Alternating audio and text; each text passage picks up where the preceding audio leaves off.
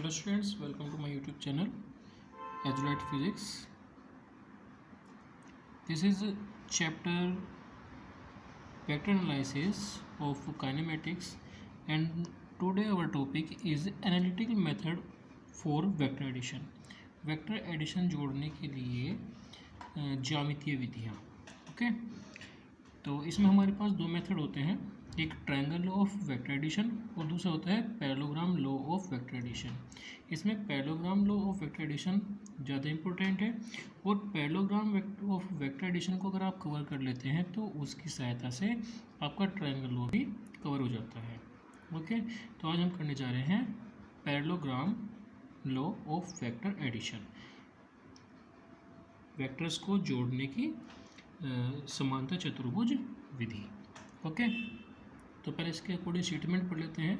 कोई भी अगर हम रूल बना रहे हैं तो वो रूल जो है फॉलो होना चाहिए, और वो आपका स्टेटमेंट भी याद होनी चाहिए. ओके, तो इट स्टेट्स दैट, ये रूल बताता है, if two vectors acting on A particle, अगर दो वेक्टर जो कि एक ही पार्टिकल पर वर्क कर रहे हैं एट द सेम टाइम, उसी टाइम पर दोनों के दोनों साथ साथ उस पर एक्टिंग कर रहे हैं, by be represented in magnitude and direction, उनको दिखाया जाए मैग्नीट्यूड और डायरेक्शन से, by the two adjacent sides of a parallelogram, एक पैरेललोग्राम की दो एडजेसेंट साइड से अगर उनका मैग्नीट्यूड और डायरेक्शन को शो किया जाए, ड्रॉन एट अ पॉइंट, जो कि एक ही पॉइंट से स्टार्ट हुए हैं, their resultant vector is represented in magnitude, तो उनका जो रिजल्टेंट वेक्टर होगा वो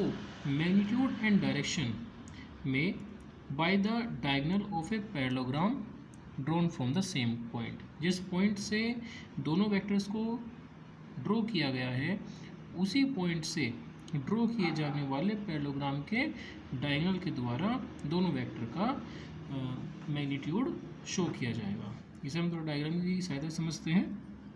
तो हमने कंसिडर कर लिया कि ये कोई पॉइंट है, और इस पॉइंट पर ये दो वेक्टर्स, वेक्टर ए और वेक्टर बी,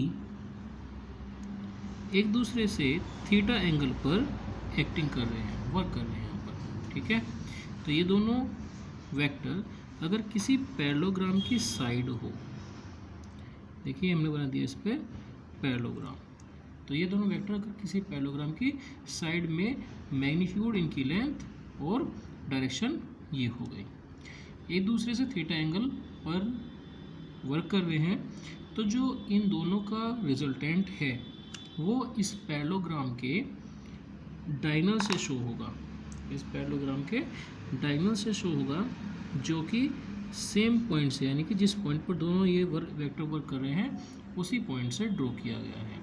हम कंसीडर कर लेते हैं कि जो वेक्टर्स हमें दिए गए हैं वो ए हैं, ए वेक्टर है और बी वेक्टर है, और इनका रिजल्टेंट आर वेक्टर है. Okay, and R vector is acting at angle alpha from A vector.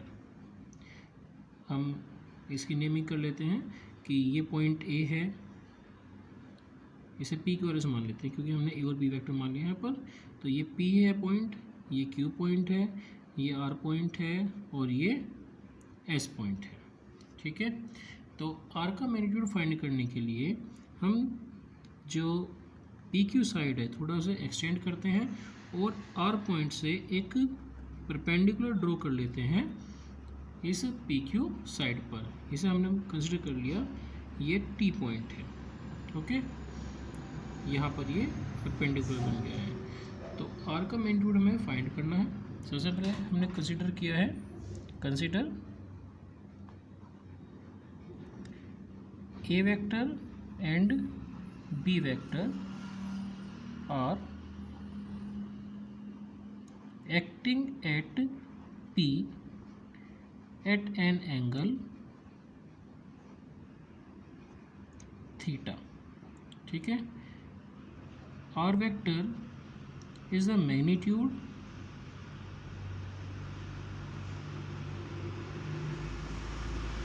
of a vector and b vector and make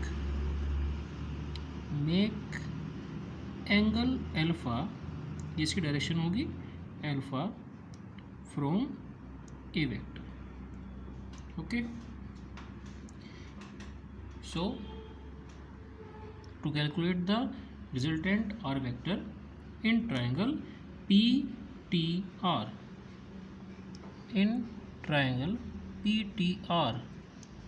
this is right angle, PR is hypotenuse, RT is perpendicular for alpha, and PT is base.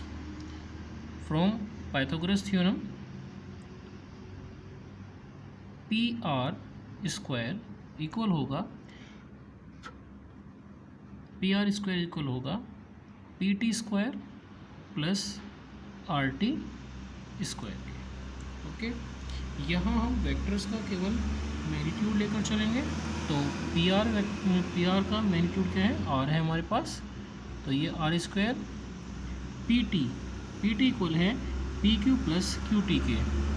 PT equal है PQ plus QT के, इसका square, और RT as it is. यहाँ हमें PQ की value पता है कि वो R है, तो इसे हम लिख लेते हैं R square is equal to A है, तो ये हो जाएगा A plus QT whole square plus RT square. ये पूरा RT का स्क्वायर है, कोई T का स्क्वायर ना समझे इसे. ठीक, ओके. तो R square is equal to A square plus QT square plus 2A into QT, ये हमने A प्लस बी का फॉर्मूला ओपन कर दिया यहाँ पर, प्लस RT स्क्वायर. अब हमारे पास RT और QT की वैल्यू नहीं है, तो because we know that side PS and QR are parallel to each other, so the angle theta between PS and PQ is equal होगा angle between QT and QR. Okay, because यहाँ पे लिख लेते हैं because PS parallel to QR, so angle between, या फिर लिखते हैं डायरेक्ट लिखते हैं कि एंगल RQT इक्वल होगा थीटा के. तो अब यहाँ इस ट्रायंगल से हम QT और RT की वैल्यू फाइंड करेंगे. थीटा एंगल के लिए परपेंडिकुलर है, ये बेस है, और ये हाइपोटेनियस है. हाइपोटेनियस की वैल्यू B होगी, जितनी वैल्यू यहाँ पर उतनी ही वैल्यू यहाँ पर. ठीक है. इन ट्रायंगल RTQ हम अगर QT फाइंड करना चाहते हैं तो हमें चाहिए बेस. हाइपोटेनियस हमारे पास है, तो बेस अपॉन हाइपोटेनियस कोस के फॉर्मूले में होता है. In triangle RTQ cos theta is equal to base QT upon hypotenuse B. तो इम्प्लाइज दैट कि QT की वैल्यू होगी B cos theta and sine theta equal होगा perpendicular upon hypotenuse, perpendicular RT upon hypotenuse B. तो implies that RT is equal to B sine theta. ये value हम put कर देंगे इक्वेशन नंबर 1 में.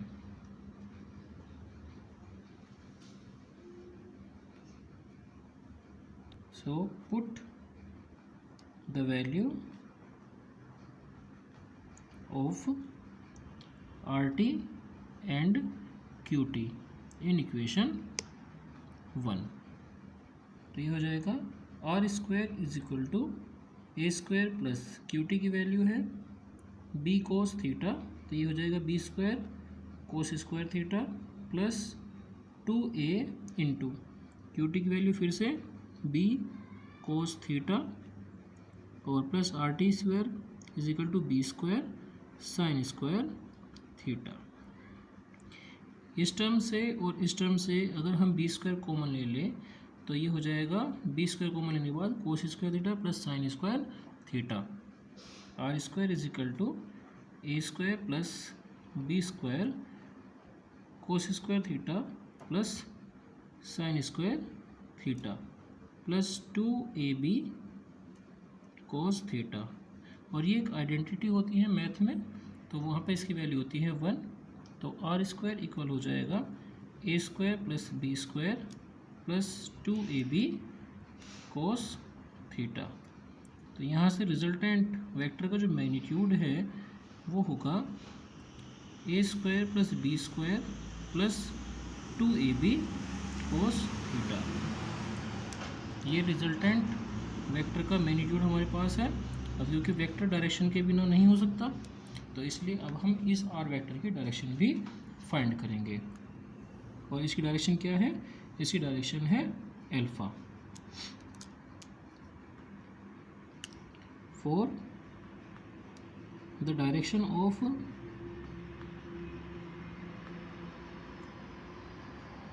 Are vector, this is the angle alpha. और हमेशा जब भी हमें डायरेक्शन फाइंड करनी होगी हम tan का यूज़ करेंगे, ट्रिग्नोमेट्रिक रेशो tan का यूज़ करेंगे। तो in triangle PTR tan alpha is equal to base perpendicular upon base. तो परपेंडिकुलर हमारे पास है RT और बेस है PT। RT as it is और PT होगा PQ प्लस QT के, PQ प्लस QT के। RT की वैल्यू हमने फाइंड की थी, तो RT की वैल्यू हमारी ये रही, RT is equal to B sine theta. RT is equal to B sine theta, value put कर देंगे B sine theta upon PQ की वैल्यू, PQ हमारा ए वेक्टर है, तो ये हो गया ए वेक्टर, सॉरी यहाँ मैग्नीट्यूड लिखेंगे केवल ए, और प्लस QT की वैल्यू ये होगी हमारे पास बी कोस थीटा। तो बी कोस थीटा, यहाँ से ये tan अल्फा डायरेक्शन हो जाएगी आर वेक्टर के लिए B sine theta upon A plus B cos theta. और यहाँ पर कुछ स्पेशल केसेस है,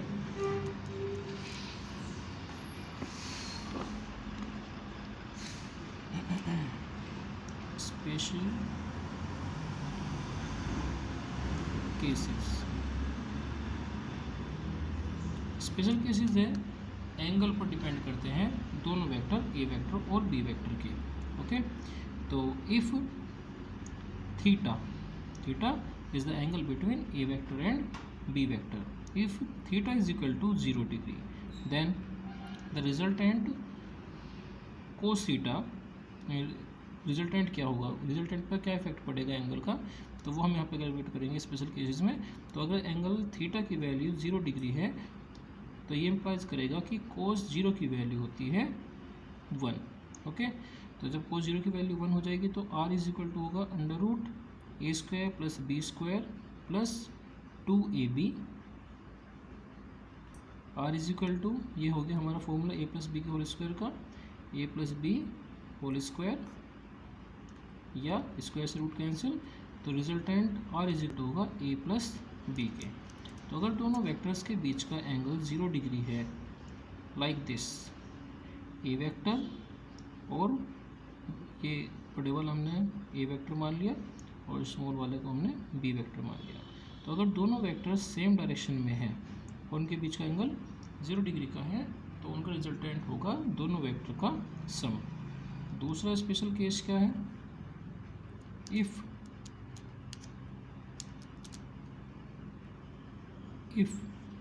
theta is equal to 90 degree, अगर थीटा की वैल्यू 90 डिग्री है, दिस इम्प्लाइज दैट कोस 90 की वैल्यू होती है 0। तो इस फॉर्मूले में, आर के फॉर्मूले में कोस 90 की वैल्यू 0 होने के कारण ये पूरी टर्म 0 हो जाएगी। तो आर इज इक्वल टू होगा under root A square plus B square. इस कंडीशन में रिजल्टेंट का मैग्नीट्यूड ये होगा। और थर्ड केस है, if theta is equal to 180 degree, तो कोस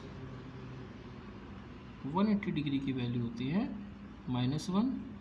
तो इस कंडीशन में बस यहाँ पर माइनस साइन आ जाएगा, तो r इज इक्वल टू होगा √a² + b² - 2ab। ये फॉर्मूला होगा a minus B whole square का, और स्क्वायर से रूट कैंसिल हो जाएगा तो a माइनस बी होगा रिजल्टेंट का मैग्नीट्यूड। अगर दोनों वेक्टर एक दूसरे के अपोजिट है इस तरह से, तो दोनों के बीच का एंगल 180 डिग्री, और राइट एंगल पर ऐसे होंगे ए वेक्टर एंड बी वेक्टर, बीच का angle 90 degree. Okay students, topic complete. Thanks for watching the video.